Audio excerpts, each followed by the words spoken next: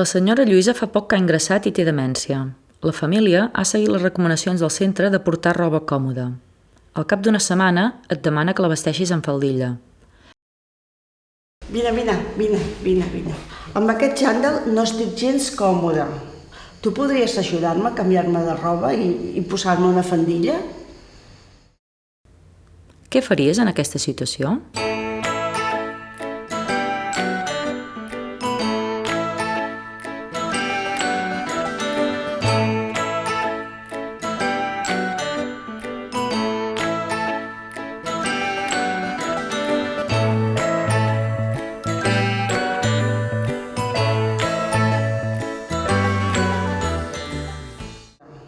Tu podries ajudar-me a canviar-me de roba i posar-me una faldilla?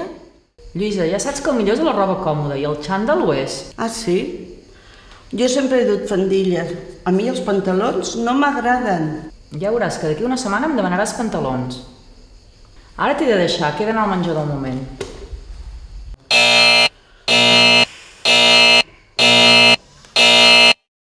Tu podries ajudar-me a canviar-me de roba i posar-me una faldilla?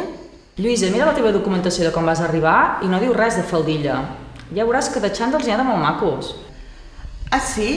I la meva faldilla, què? Me la poses ara? Ah, doncs si li portes a ella una faldilla, jo també vull una altra per mi.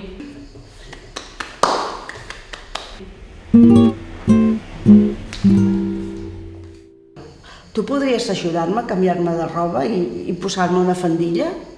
Saps què farem, Lluïsa? Li consultarem a la teva família quan vinguin el diumenge. Qui dius que vindrà? El meu home? Sí, parlaré amb ells i ells sabran què hem de fer. El meu home ha de decidir què m'haig de posar?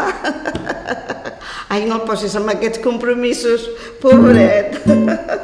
Tu podries ajudar-me a canviar-me de roba i posar-me una faldilla? No estàs còmode amb el xandall, Lluïsa? No. Recordes què portaves abans? Jo no he portat mai pantalons. Jo sempre he portat vestits, faldilles. Doncs, d'acord, anem a mirar a veure què trobem a la teva habitació.